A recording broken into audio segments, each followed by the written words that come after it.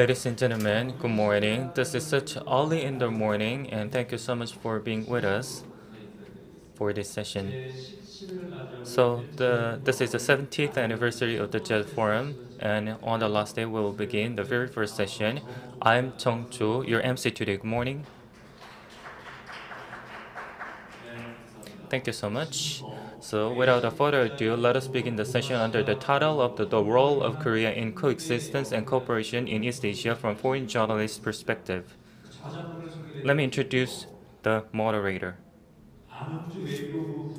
Deputy spokesperson Ahn Eun-ju of Ministry of Foreign Affairs is the moderator. Deputy spokesperson Ahn Eun-ju joined the ministry in 1996. Prior to assuming the position, she served as the director of the Treaty Division Minister Counselor to UNESCO and has been working up until today as the deputy spokesperson of MOFA. I'll hand over the microphone to the moderator.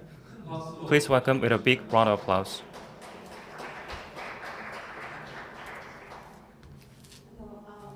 Let's start, shall we? 안녕하십니까? 이번 세션 Good morning. I'm the moderator of this session. I'm from MOFA. My name is Ahn Eun-ju. For this session, we're going to talk about the trends of the foreign media outlet and coverage regarding Korean Peninsula. And with the perspective of foreign journalists, we're going to talk about the proper roles of the South Korea and the implication on the Korean Peninsula. with 4 foreign correspondents who are currently based in Seoul or Singapore. First, let me introduce our discussants one by one. Immediately to my left is Ms. Paula Hancock from CNN. She joined CNN in 1997 and has been stationed in Korea since 2011.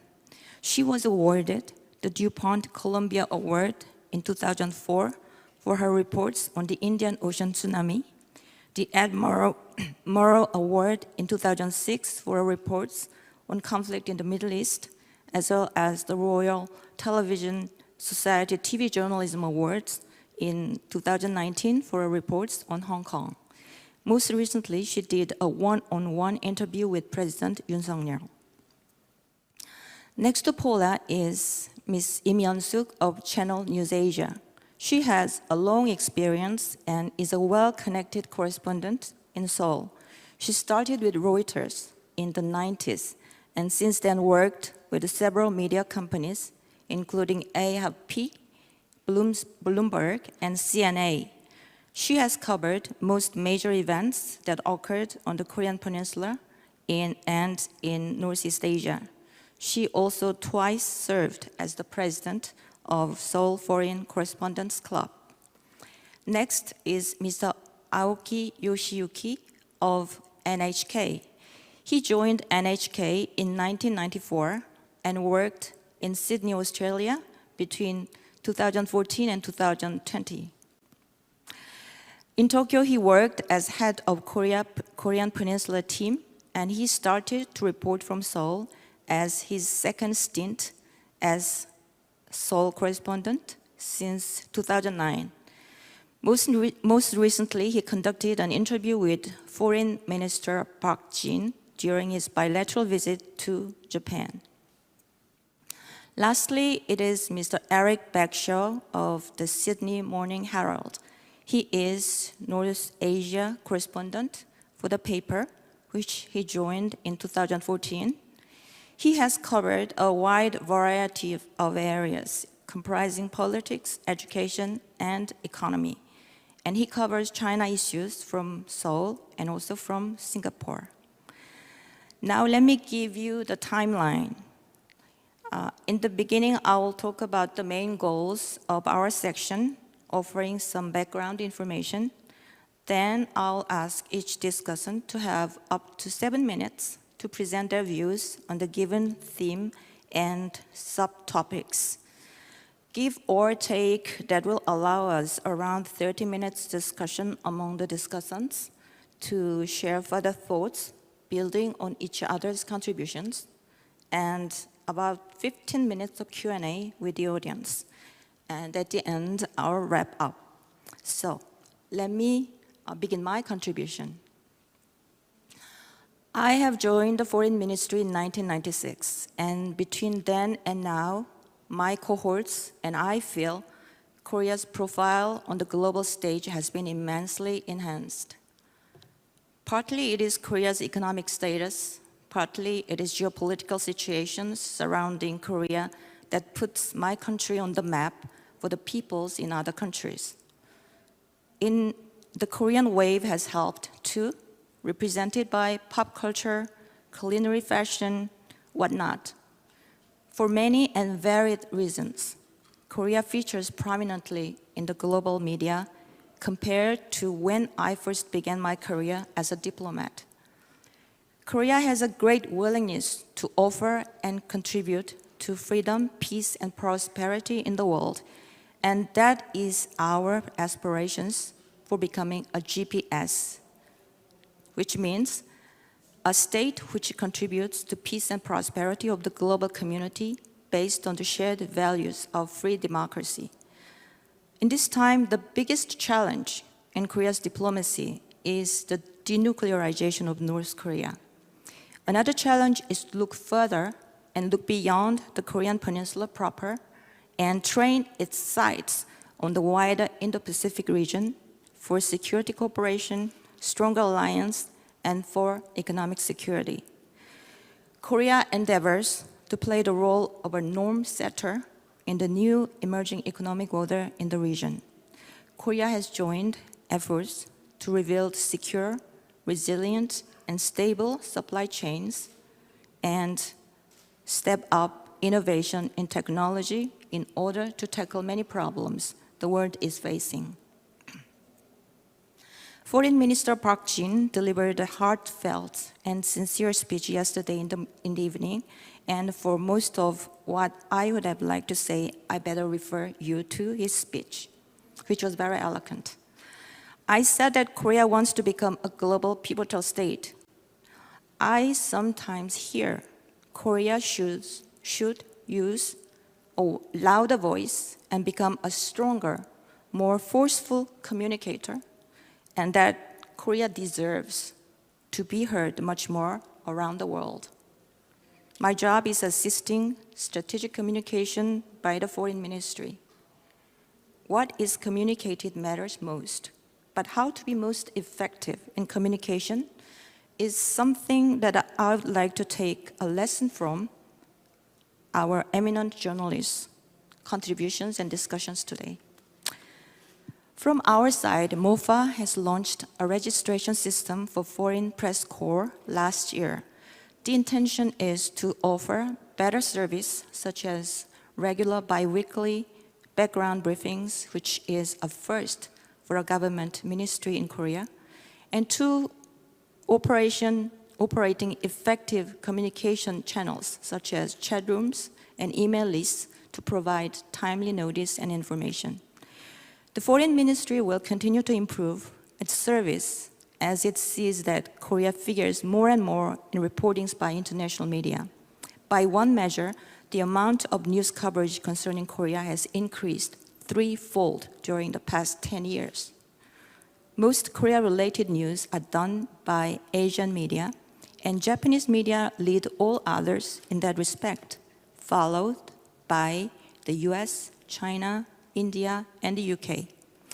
Encouraged by the impressive number of Japanese media outlets stationed in Korea and diligently reporting, we hope that in the future we will have more and more friendly press as the Korea-Japan relations improve.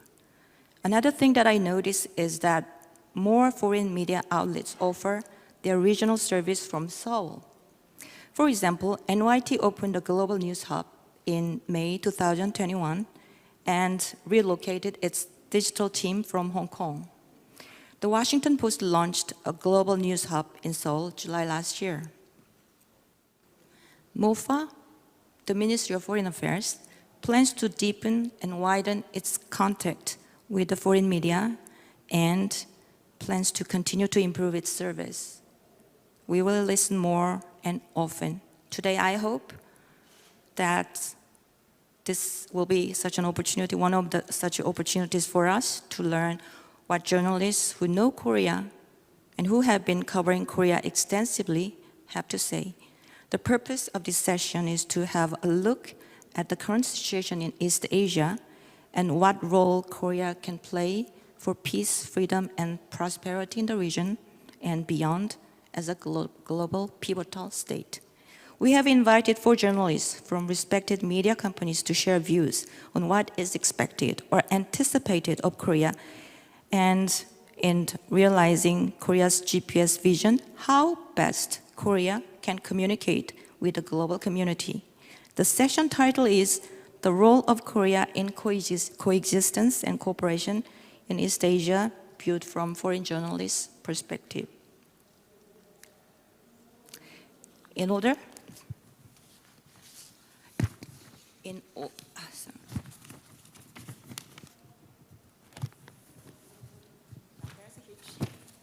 in order to whittle down the quite wide vista this opens up for our discussion within the limited time, I suggested beforehand 3 subtopics. First one, it would be useful to hear the national perspectives and views that each one feels that he or she brings to a job covering Korea's foreign policy or diplomacy.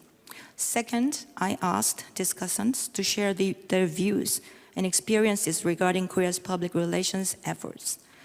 You are welcome to draw upon your experiences from other places, of course. And the third subtopic that I suggested is, what do you feel would be the best approach for the Korean government to communicate to the influential opinion leaders and the wider audience in the global community? Again, if you got your wisdom from some other places, you're welcome to share today. It is not often that a government spokesperson or a deputy spokesperson, for that matter, gets to ask questions of journalists, at least not out in the public.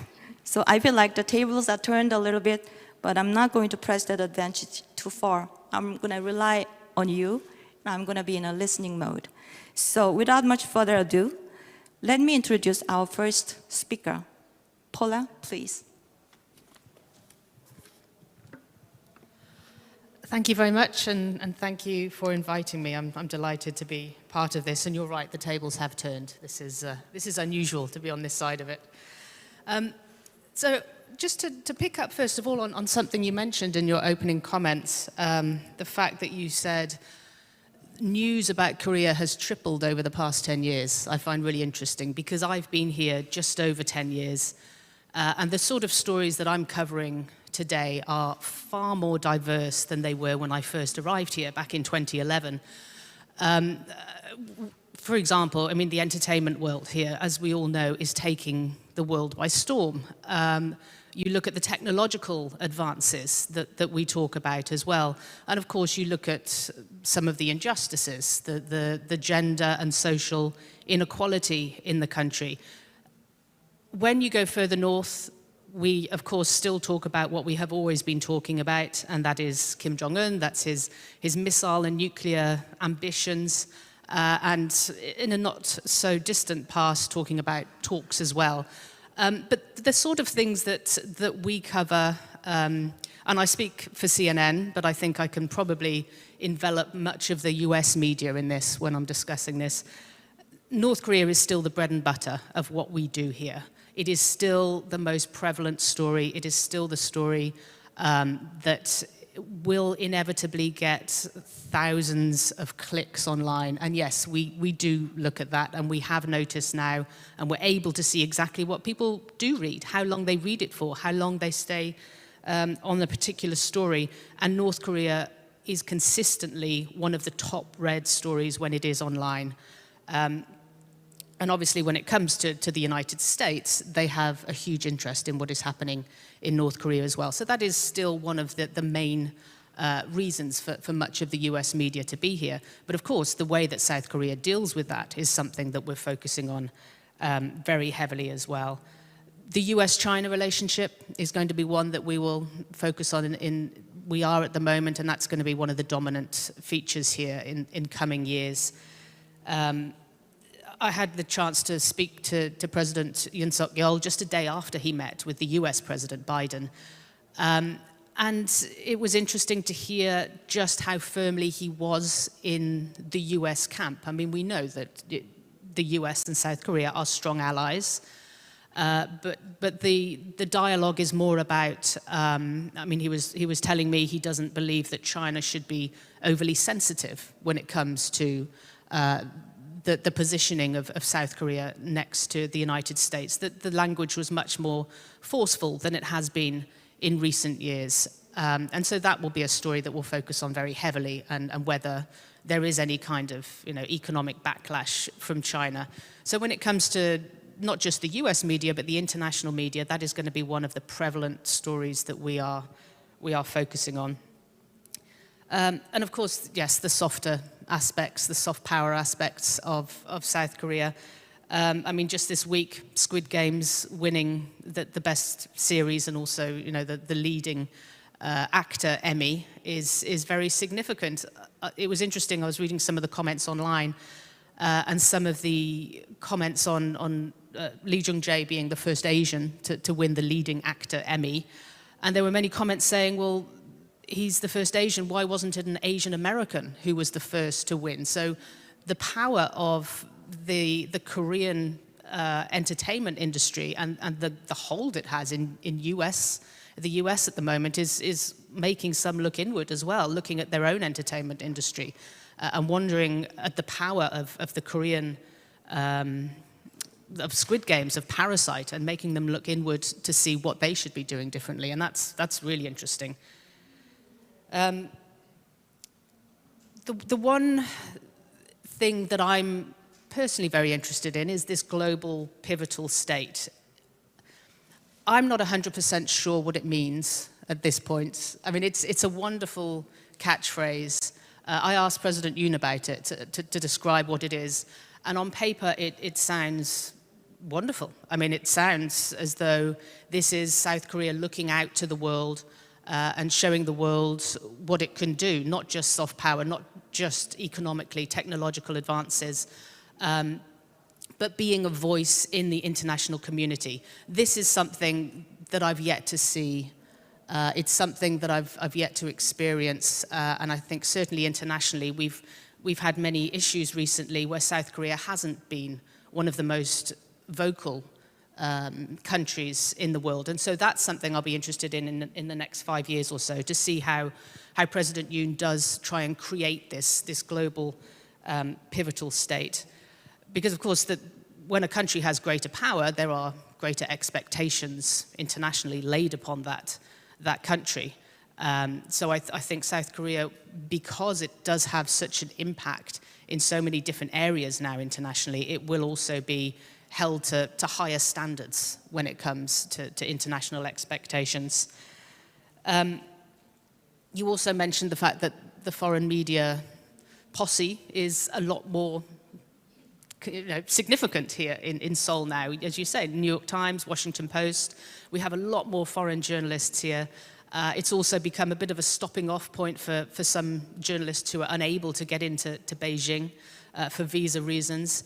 So it is a lot more robust, it's a lot more significant. We have seen there's a lot more coverage of everything Korean because of the sheer number of journalists that are here now. I will warn you that there will also be a lot more negative stories now. That's the nature of having too many journalists in a country. But yes, South Korea will be held to a higher standard, and I believe it should be held to a higher standard because of its position in the global framework at this point. I mean, no country or administration has just good news, so it's a case of having to take the good news with the bad news, and there will be a stronger spotlight on social inequalities, for example, here. I mean, I mentioned gender and social inequity. I mean, the lack of an anti-discrimination bill, for example. All of these issues that they will be in far more focus. So it won't just be the positive news that you'll be seeing. I was interested to hear that you said, Korea needs a louder voice. I mean, I completely agree with that, and I think many journalists would agree with that. Again, going back to the growing expectations on a country that has shown itself to be a force in the world, especially being a close ally of the United States, needs to be more vocal when it comes to international events. I mean, I think I'll wrap up my comments there. I'm happy to listen to what everyone else has to say and then come back. Yes, thank you, Paula. After each discussant finishes his or her contribution, we'll move on to the next speaker, and then after all 4 speakers finish, we will see interaction among our discussants, and then we'll open the floor for participation from the audience. So please, Ms. Im Hyun-suk. Hello, I'm Lim Hyun-suk with Channel News Asia, and thank you for inviting me to this panel today. We just heard both of them talk about South Korea's role and, talk about how what South Korea needs to do perhaps in the international community. But since I do work for a TV station based in Singapore, I want to talk more, slightly a bit more about South Korea's role in Asia. Because, yes, I started off being a reporter here in Korea in 1988, and I was working for the English language newspaper Korea Times then. I covered the Seoul Olympics, and from the 1990s, it was with the foreign media, starting with Reuters. And as my colleague Paula was talking about, the kind of stories that we covered back in the 1990s was mostly student protests. It was all about demonstrations. I remember my editor sending me out daily, but every weekend or so, just covering the riot police and the tear gas and all that story, which helped bring democracy to South Korea today. But after, in the last few years, it's been a totally different kind of stories that we've been covering. Channel News Asia, it was set up in 1999, and the aim was to give an Asian perspective to news that happened around the world. And so I think more so than CNN or any other media, we do a lot of stories about Korean social issues here, a lot of the trends, everything that I think a lot of people would want to know more, apart from the North Korea issue and the China relations or Japan. And so we do more stories, I think, than other international media does. But one thing that occurred to me based on my observations being a reporter, a correspondent here, is that South Korea is about South Korea's role in Asia.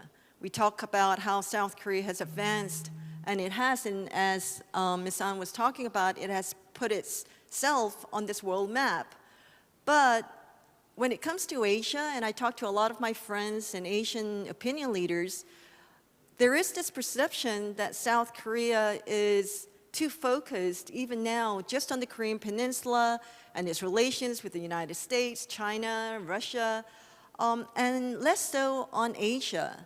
And after all, South Korea is part of Asia. But it surprises me that a lot of the Asian opinion leaders don't see South Korea as a leader in Asia when it's trying to make its place on the international stage.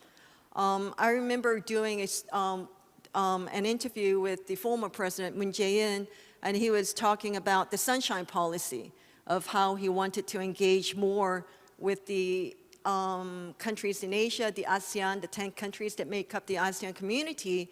And he said that he wanted to upgrade South Korea's relations with those countries to that level of the United States, China, Japan, and Russia. Now we know that it's nowhere near that.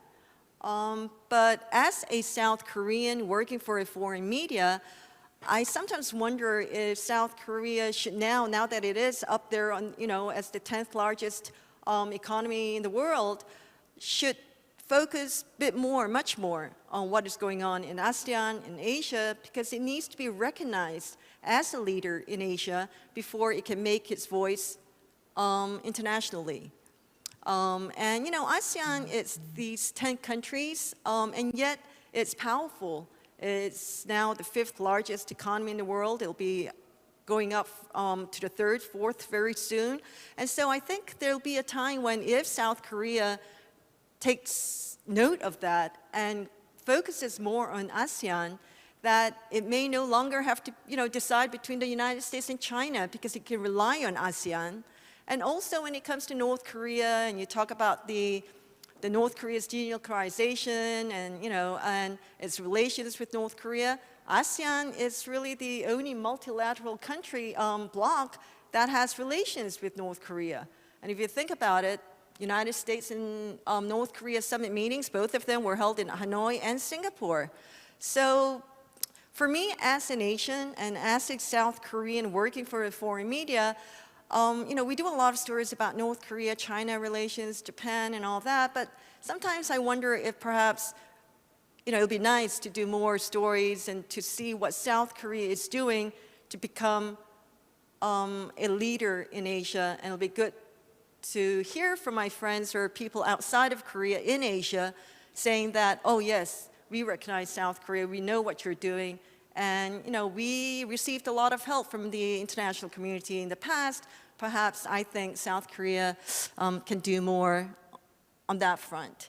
And so when I heard the foreign minister last night talking about the Indochina strategy, which will be released out soon, it'll be interesting to see what's included in that and to see how much of a focus.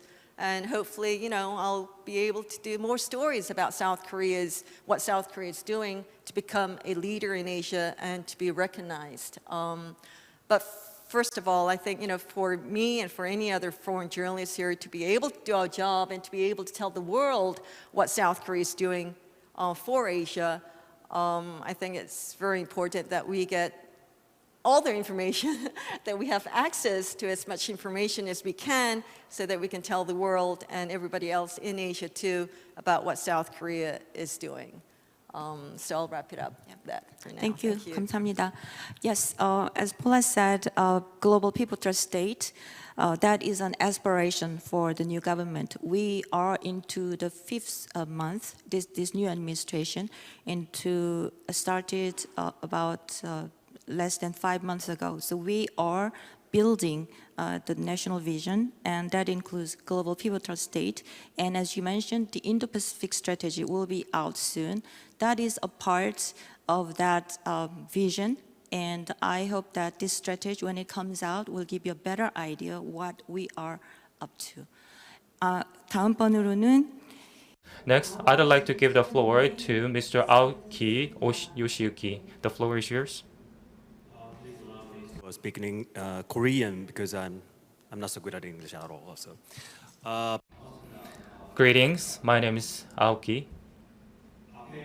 The previous two panelists share their experience of the coverage, so let me share my coverage experience first.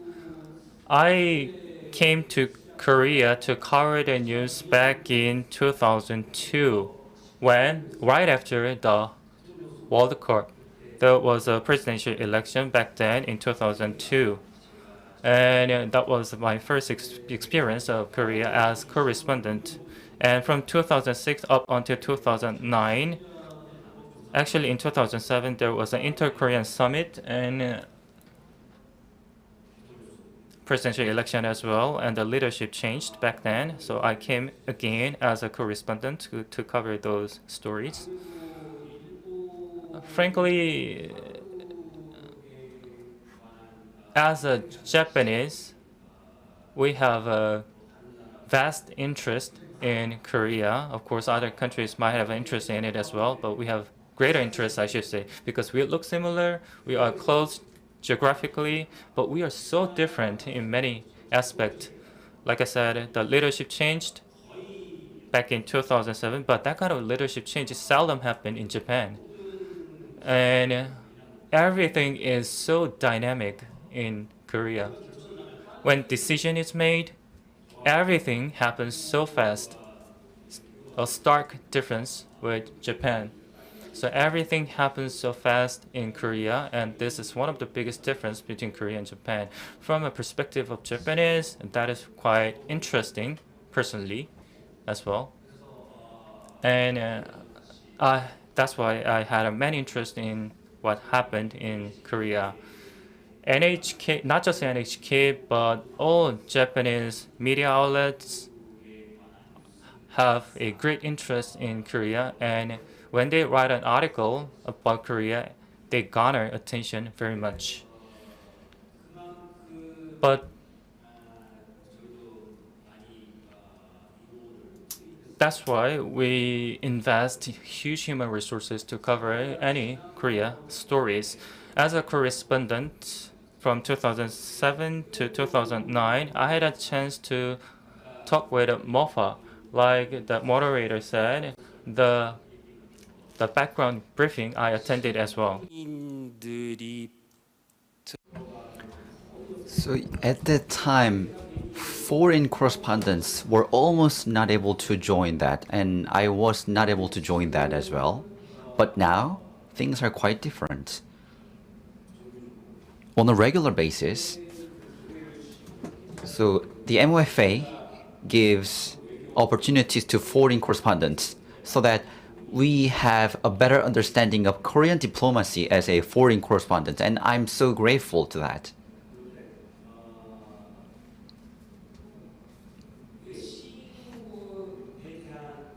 However, information sharing or information provision for foreign correspondents and opportunities given to Korean media outlets, those opportunities and contents are a bit different. I'm not sure, I'm not 100% sure whether it's right or not, it's correct or not, but some Korean journalist said, not every content is the same. So in that case, foreign correspondents and the MOFA may say the foreign correspondent didn't ask a question, so that's why the information is different. But yes, of course you can say that, but so the content of background briefing for Korean journalists and foreign correspondents is a bit different from time to time. This is what I felt. And you mentioned GPS, Global Pivotal State Vision. And personally, I believe that's the good vision, and that is a good concept. So it's a four-strong power diplomacy. During the previous administration, inter-Korean relations and North Korean issues, to deal with those issues in a great manner, the previous administration pushed forward four-strong power diplomacy.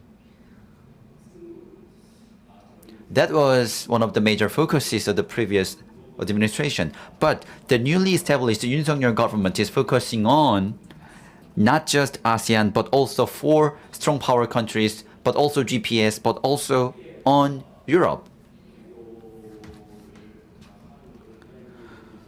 So the new government is trying to expand the scope of Korean diplomacy.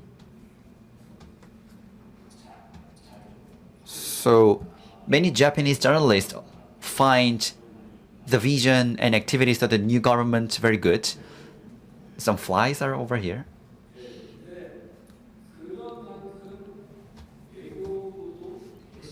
So in line with that, in line with the central government, I believe MOFA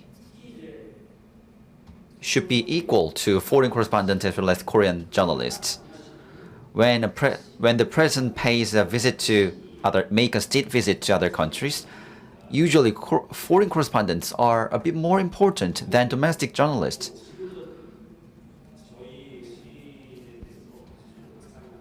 Of course, as I mentioned before, we are very grateful for what you have been doing to us, but I hope more opportunities.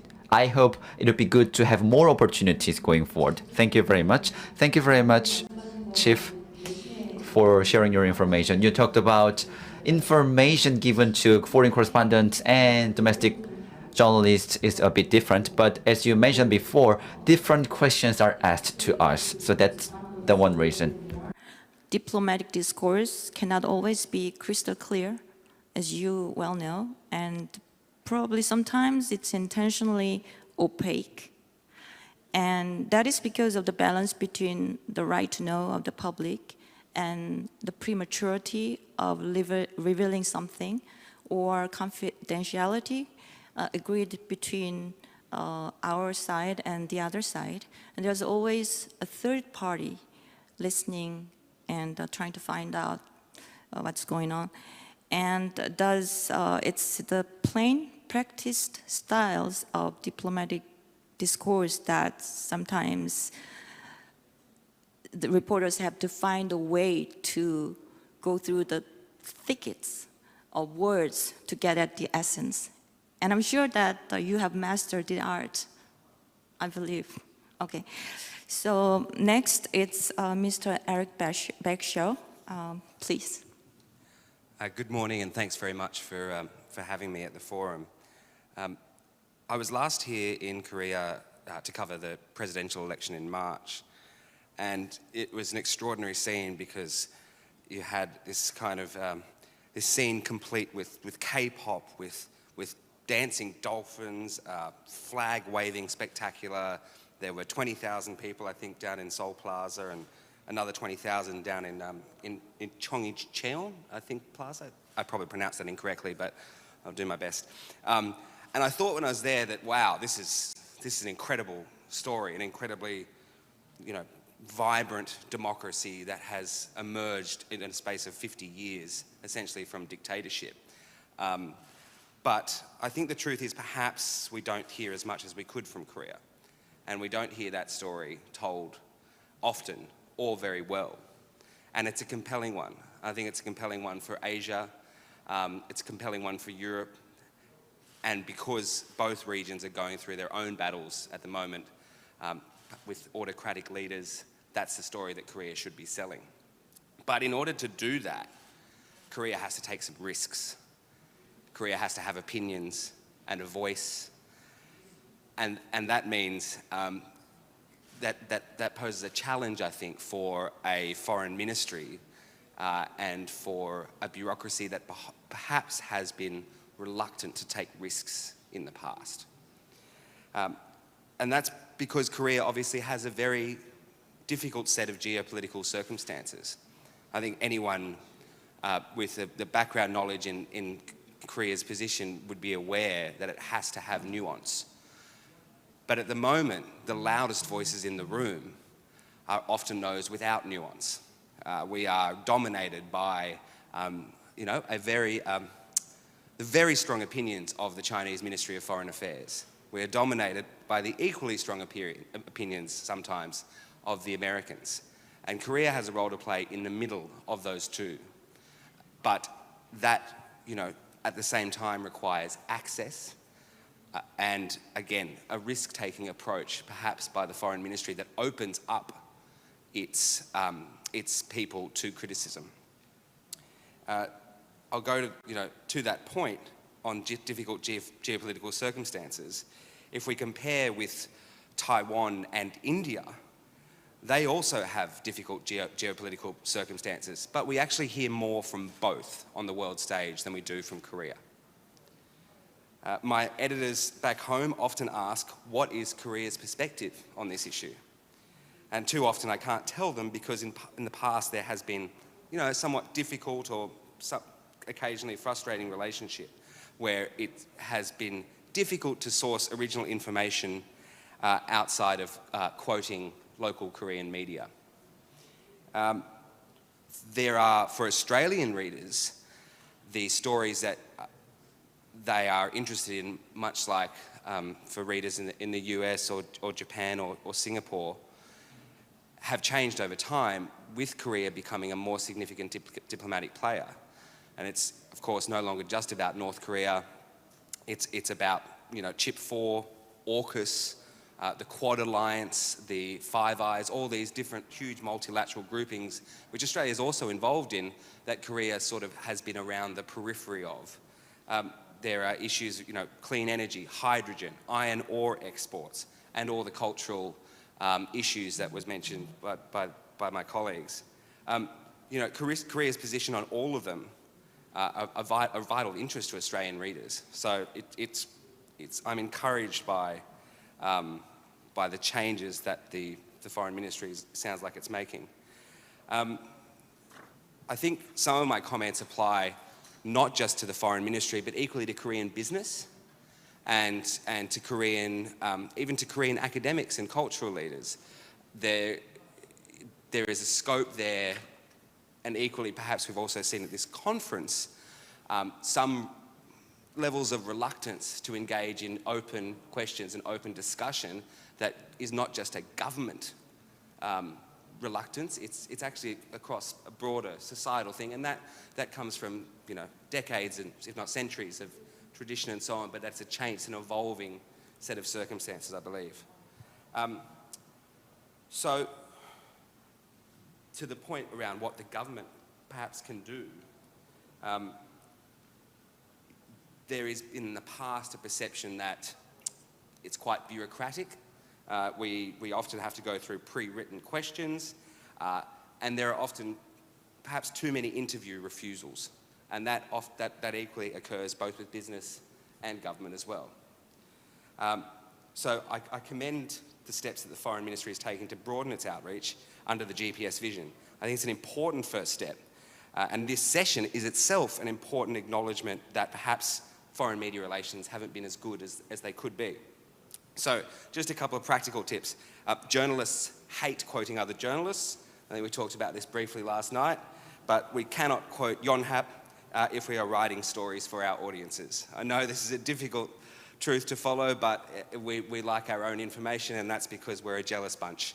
And so a simple confirmation, yes or no, I think for all of us and our colleagues, would be enormously helpful. Interview requests are often dragged out and only to be denied. This happens both in the government and private sector. Resumes, detailed questions are submitted, sometimes only to be rejected. This takes time. Most of our newsrooms have finite resources, far less than we used to. And it would be better if there's no realistic chance of an interview happening, you say from the outset, nah, forget about it, rather than to go through the whole detailed process of having to take up time getting to the stage where it will only be rejected. I guess better yet would be opportunities for unscripted, unwritten questions over the phone or in person. It's common elsewhere in the world, but uncommon in Asia generally.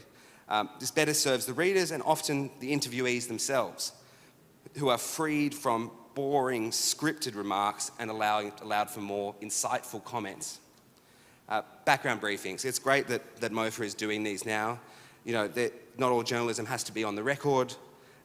They improve our reporting immensely, but they have to be a free and open dialogue. You know, there's sort of no replacement still for on-the-record interviews. The US State Department does this very well.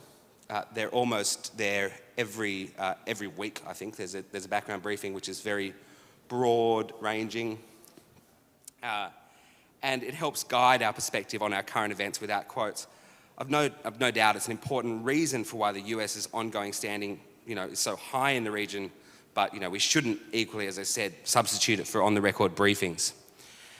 Speeches translated into English, you know, fantastic way of getting the message out there, but we also get hundreds, if not thousands of emails a day.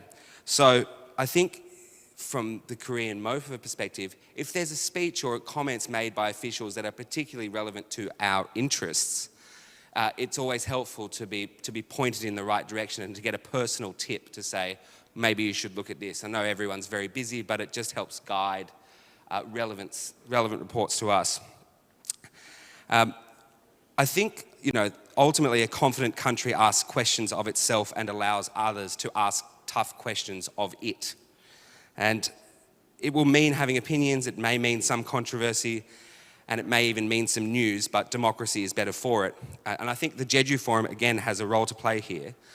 There are very few Chinese or Taiwanese or Ukrainian or Russian voices here.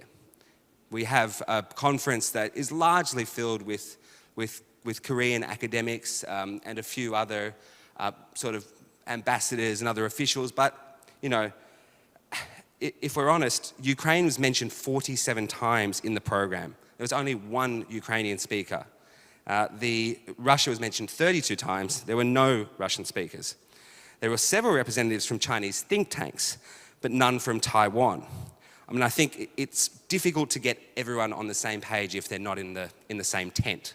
So that's about I think broadening the horizons and the ambitions of the forum to make sure that key stakeholders are invited and that tough questions are asked of both, potential allies, potential adversaries, and it creates a dialogue that means perhaps if, as Jeju wants, that there is peace in the region that has a more realistic chance of being achieved. Thanks for your time. Thank you, Eric. Thank you for very detailed contributions. I think we will take these to heart and try to improve our service.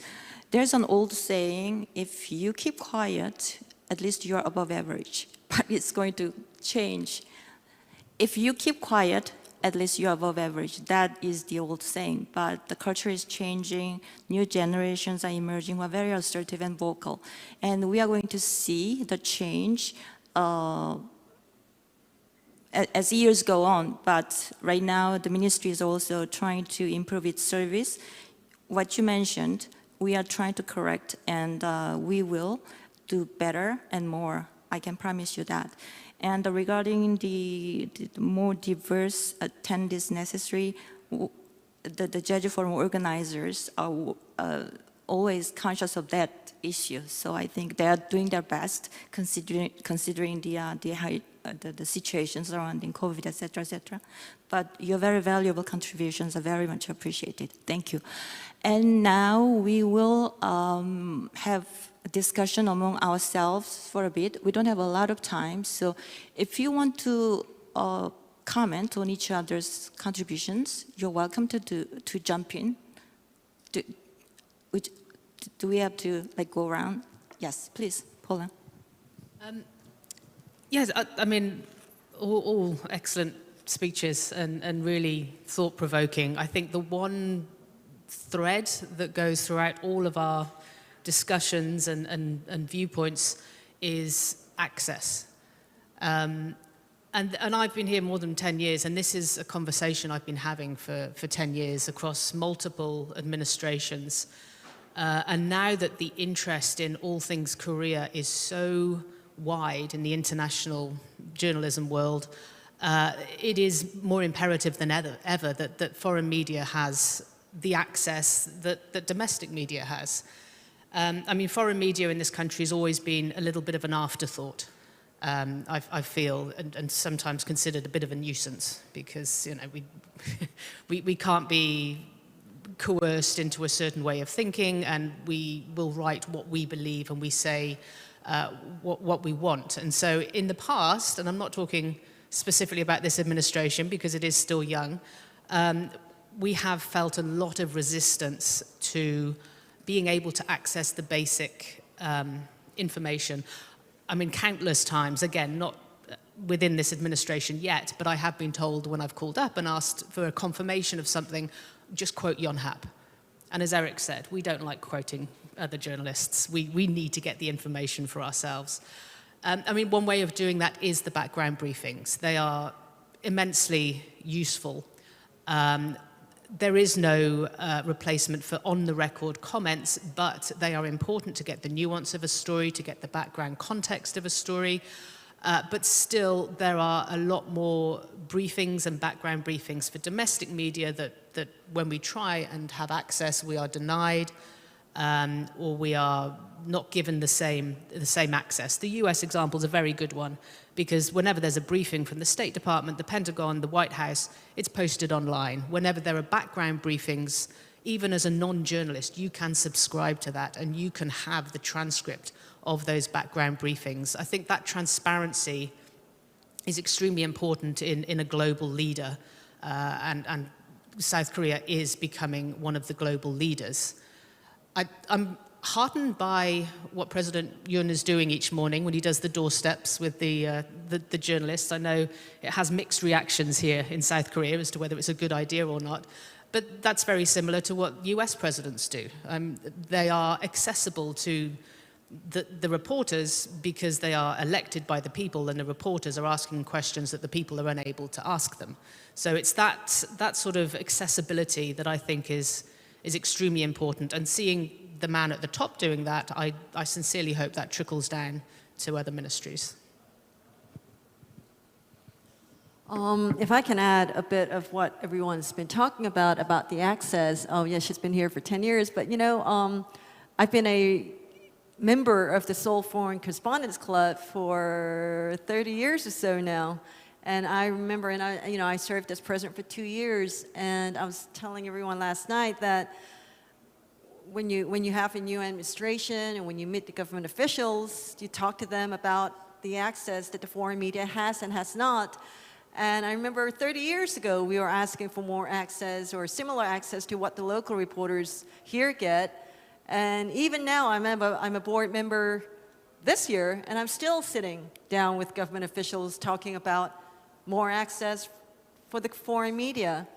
And so, yes, it's true that South Korea gives more access than they did 30, 20 years ago. But because Korea is up there now on the global stage, I think we need more. And talking about how South Korea can get its message across to the world, you have the foreign correspondents based here in South Korea. Our companies spend money to send their correspondents here to Korea, and they don't want us quoting Yonhap. We can do that back in Singapore, back in Washington. They want us to get to the story.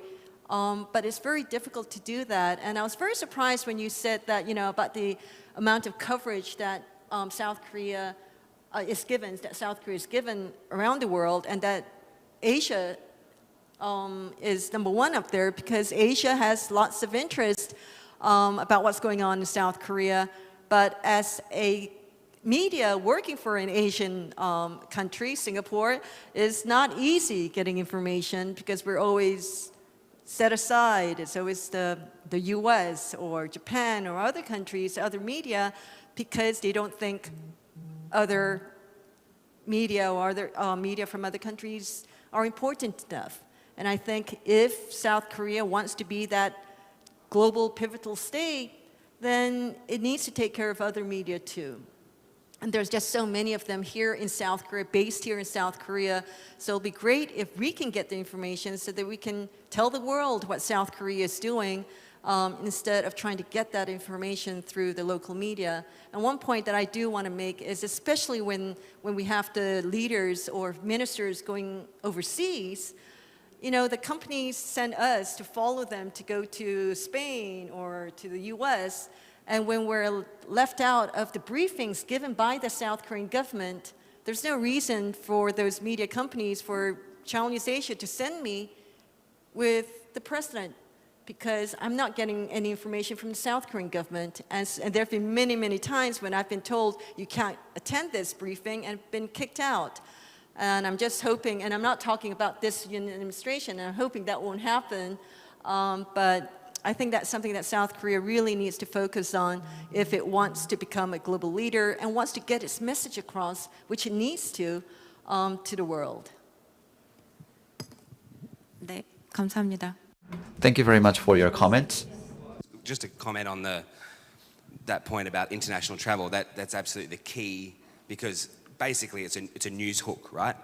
South Korean foreign minister is in Australia, the South Korean president, you name it, is in Australia, then immediately for our readers, that's a reason for us to talk about it. So those kind of trips which are known in advance, the sort of the heads up and the planning for the local media or the foreign correspondents who cover South Korea to be able to plan for those trips are really important, because it means that you do have a guaranteed 2-3 day window of coverage that will tell probably a relatively positive story, but of course also there might be some critical coverage as well.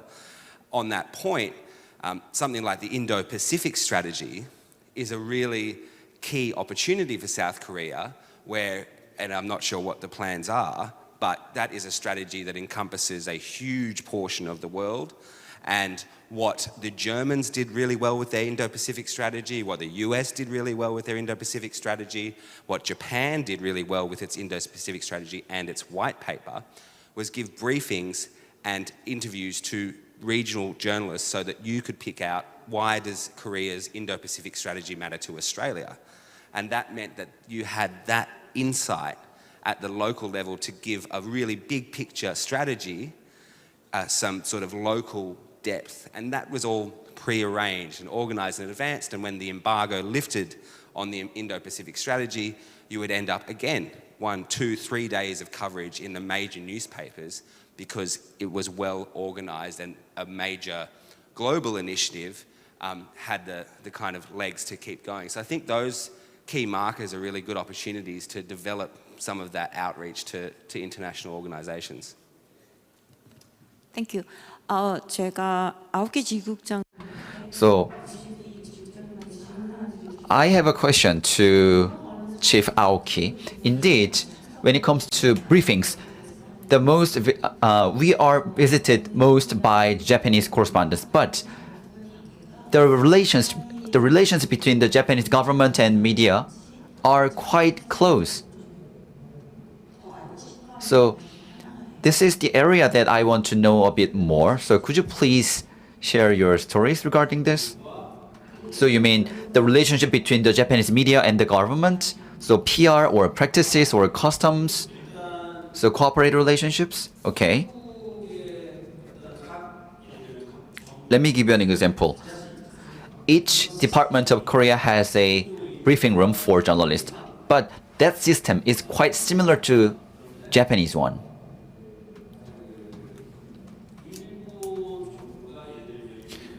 For example, Foreign Ministry, Minister of Foreign Affairs or Prime Minister's Office of Japan, in those offices,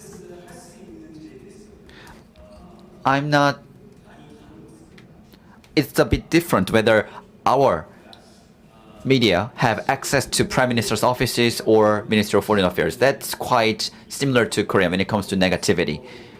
So, just like Korea, not almost, but we do not have enough access to such departments of Japan.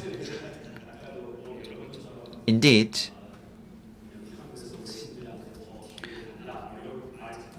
I keep saying that we need more opportunities. Foreign correspondents need more opportunities. This is what I kept saying. But I believe Korea is providing a bit more opportunities to foreign correspondents than Japan.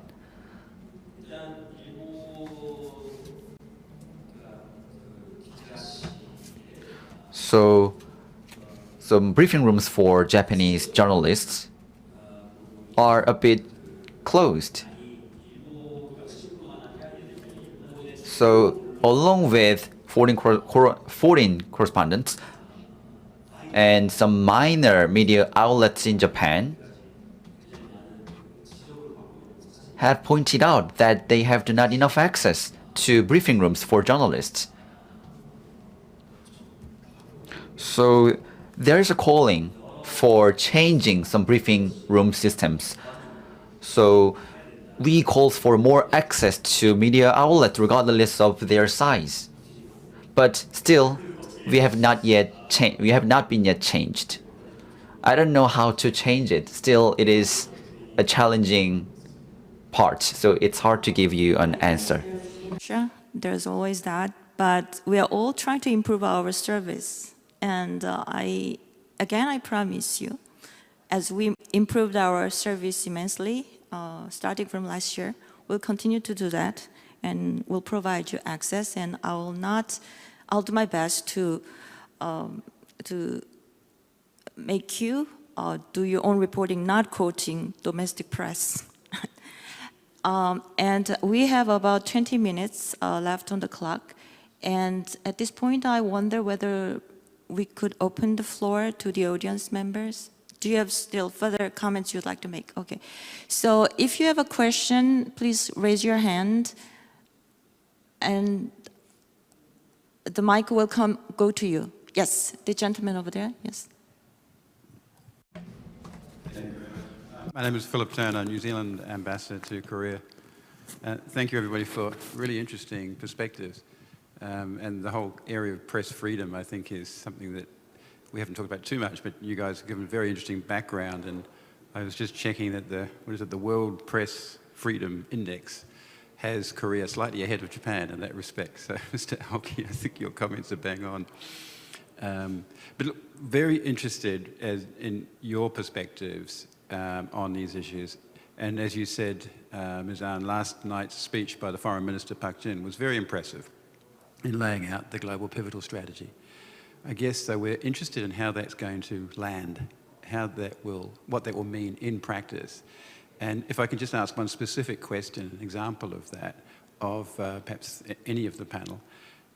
Last week we saw the UN Human Rights Commission issue a quite major report on human rights in Xinjiang. Several governments around the region have commented on that report, and it's been widely reported in most of the international press. But I must admit, personally, I've been kind of surprised to see how little coverage there has been in the Korean press. And I don't think there's been any comment from the Korean government on that report at all. So what do we make of that? I appreciate that it's a very sensitive issue around China-Korean relations, but it's also, for much of the world, a major values story, which would seem to be right in line with the government's global pivotal strategy approach. So we'd welcome your comments on that. Thank you, Ambassador. I would like to say that I'm here as a moderator, not as a deputy spokesperson. But what you raised is a question that I will get some response from my colleagues back at the ministry in Seoul. And right now, if you will excuse me, because we have only limited time. If you have a question to direct to one of the journalists, they can answer that. I'm not here to answer a question, but I'll get the response to you privately. Yes. Yes. Anybody would like to?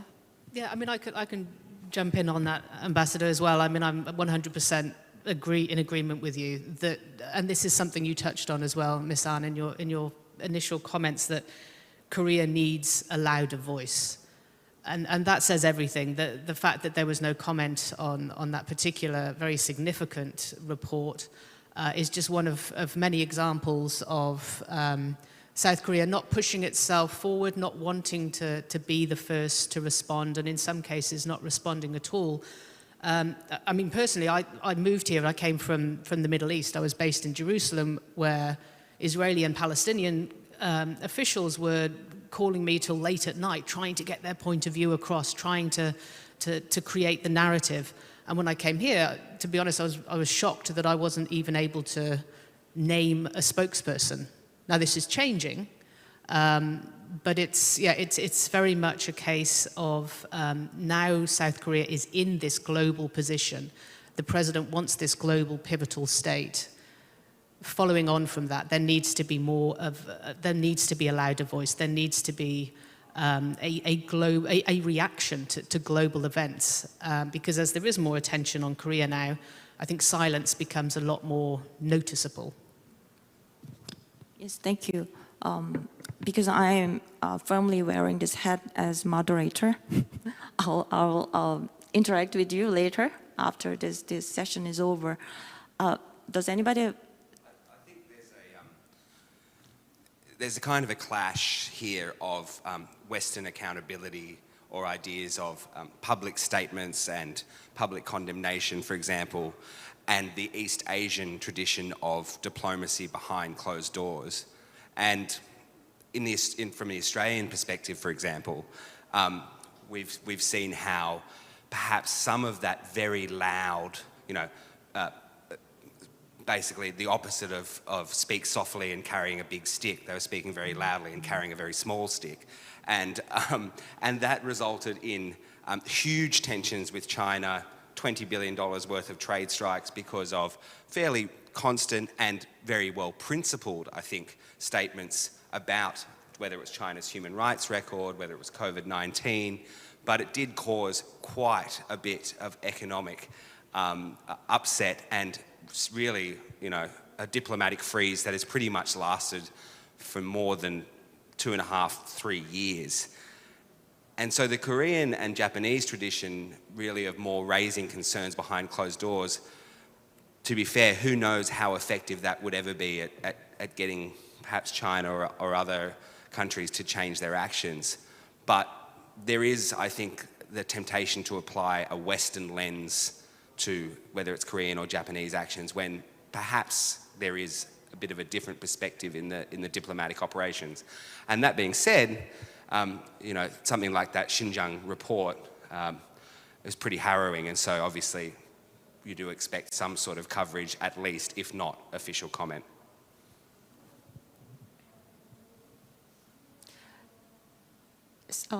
Yes, please. The gentleman first and then the lady. Good morning. I'm Binsal Abdul Qadir, an executive editor at Emirates News Agency in the UAE. What Ms. Lim Young-suk said was quite interesting. You mentioned that Korea is not considered as a leading Asian country. Then how it is placed? Can you please elaborate on that? And I would like to hear other panelists' perspective as well. Then I have one more question to Eric. Eric mentioned that geopolitical challenges of Taiwan and India are well articulated, whereas Korea also is facing the same challenge, but it's not heard in international media. Do you think that Korea is also facing the same challenge, or as you mentioned, it is because of the lack of access to Korea's version? And what do you think as well? I would like to know the official version as well. Thank you. What I was talking about was really what a lot of people in Asia, the opinion leaders, I mean, K-pop, K-drama and all that drama and you know, all that is fascinating all the Asians, and it's the top story for all Asian viewers for Channel News Asia. But when you talk to the opinion leaders and people in Asia, there is this perception that South Korea doesn't really care much about other Asian countries, that it's focused more on the United States, China, Japan. And so it's surprising that they don't see, a lot of them don't see South Korea as a leader in Asia, less so than they would say Japan or even China.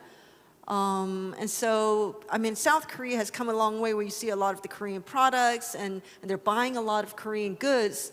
But I think it also comes to being a voice, too, for Asia.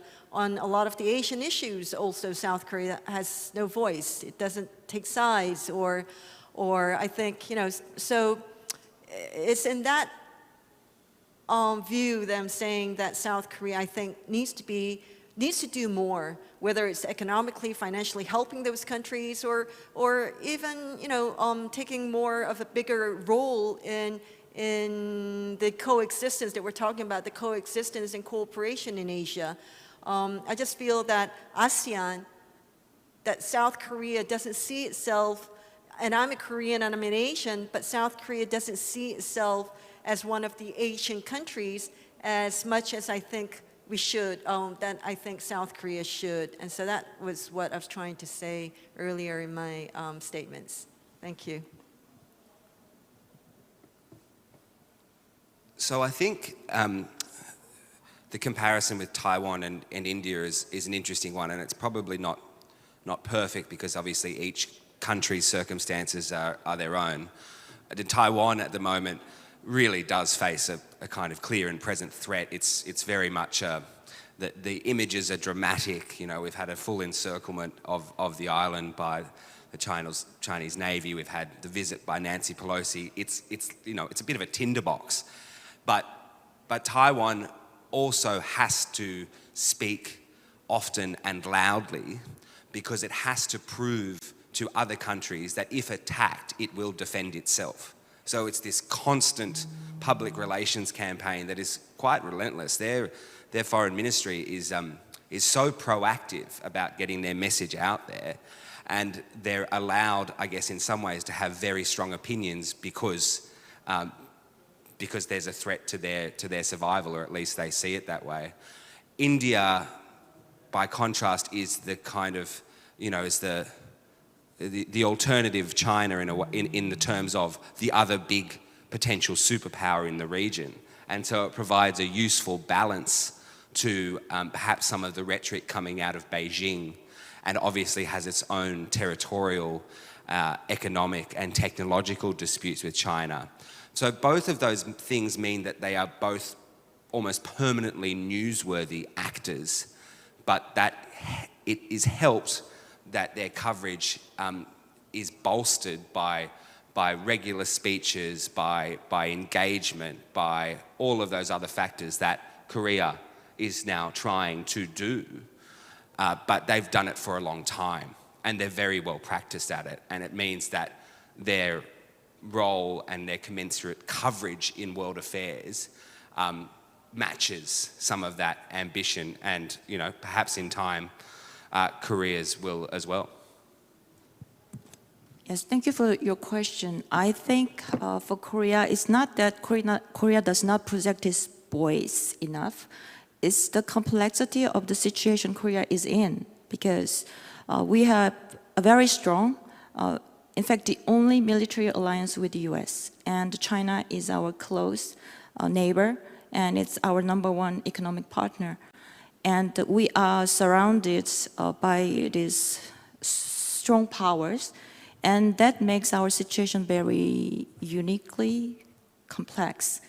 And we are putting forward the model, a global pivotal state. That means we are ready and willing to project our voice further and louder.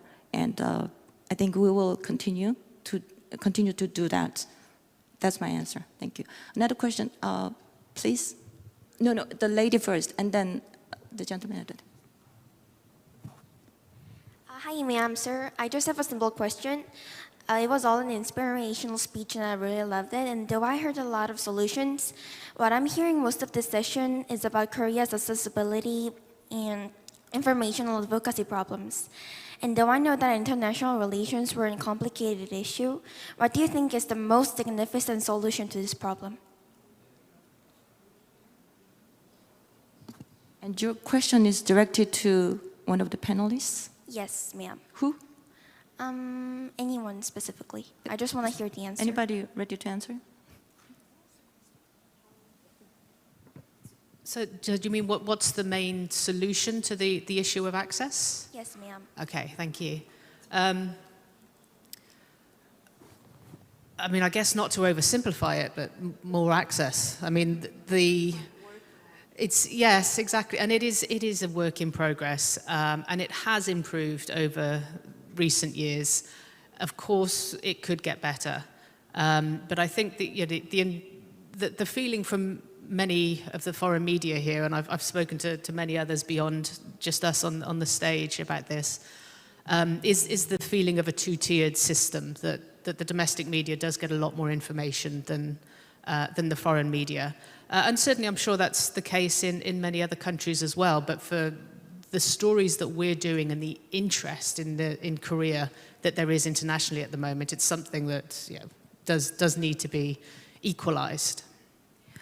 Yes, you mentioned the American example a lot, and I myself benefit from the very open and transparent briefing system by the US government. And that's something we all can aspire to, not only Korea. And thank you for your question. And please, gentlemen first, and then next. So just a small observation about Indo-Pacific strategy that you are talking about. This is directed to you. Korean government is thinking of Indo-Pacific strategy. It will announce soon, that you said. So I just find it a little conflicting when you talk about your relation with China, and you're surrounded by powers in the Korean Peninsula, and you're talking about denuclearization of North. So they are in conflict with what Indo-Pacific strategy, to my understanding, is. If you talk about Quad or what Japan, US, and Australia, India is doing. If it is a strategic Indo-Pacific strategy, it will certainly upset China and Russia. So is it in conflicting to your understanding of building good relation or maintaining good relation with China? Yes, to briefly answer your question, Korea is open to joining any plurilateral or multilateral regional organization if it ensures transparency, openness, and inclusion. So that has been our our stance ever since we adopted this strategy for Indo-Pacific participation. And as you said, our strategy will come out soon, and we all look. We know that you all look forward to reading that strategy. And as Eric mentioned, we will be explaining it in advance to all the reporters. And after it comes out, we will have another detailed briefing on it. So we are tailoring our approaches to each regions in the world, and that will be included in this strategy. That's all I can say at this moment. Thank you. And the gentleman had a question. Thank you. My name is Moritz Eichhorn from Berlin, Germany, Berliner Zeitung. So we've heard a lot about the shortcomings when it comes to access, transparency, accessibility for journalists here in Korea, especially as compared to the West, Germany, for example, the United States. But then again, if I look at the West, we have a lot of problems as well. We have rumor reporting, sources that are not named. The public is not well informed. And so my question would be, especially in light of what Eric said, that you have a vibrant democratic electorate here in South Korea, is there anything that the West can learn from the Koreans? Are they doing anything right? Or is it just us who's doing everything right? Thank you. Thank you for the question. Please.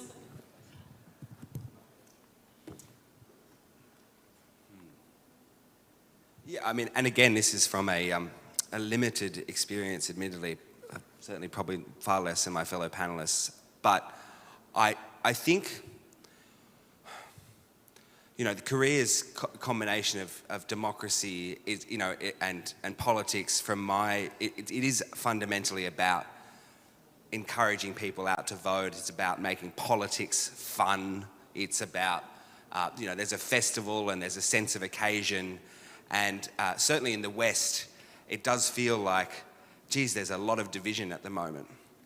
And democracy is not looking that great.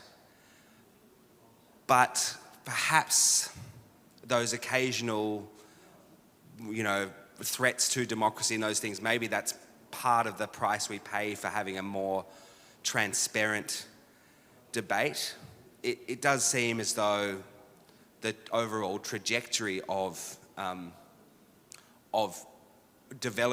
moving into developed nations is to one of more transparency. I don't know whether that is because other countries expect more of them or whether it's a natural progression because economies become more liberalized. But Korea is kind of on the very last part of that journey. You know, it's kind of GDP per capita. I think it's not far off overtaking Japan, for example. It's you know, really becoming a huge economic powerhouse. And I think we can learn so much, you know, from the robustness of the debate in Korea. Despite the lack of access, you do have extraordinarily different political views on show come election time. And what actually was remarkable to me was that during that last election campaign, you'd have these squares of 20,000 supporters, each absolutely as passionate as the other. And then at the end, everyone walked out and walked straight past each other, and no one said a word. Everyone was saying, hello, how are you? Nice to see you. It was so civilized that in America, in the last presidential election, in Australia in the last federal election, I could not imagine that kind of scene without at least some unkind words being said. So I think the conduct of public discourse in Korea is excellent, but it wouldn't hurt to show more of that to the world. So I think we have to wrap up now. Thank you very much all for all your contributions. And I heard a lot about access and the necessity for Korea to put itself out there and be more vocal and loud and provide more on-the-record briefings. We will be working on that. And I feel like I took chances today. And yeah, I faced you all scarily, and I think I learned a lot, and I'll take away a lot from this session. And thank you very much for giving me very honest and frank views which will help us immensely in our endeavor to enhance our service to the press, including both domestic and foreign. And thank you very much to the audience members for your active participation. I know that I haven't answered fully some of your questions, but I promise you that after the session is over, I will give more detailed positions, hopefully on the record. I don't know, I cannot promise, but anyway, thank you very much. And I would like to invite you a warm round of applause for our panelists today. Thank you.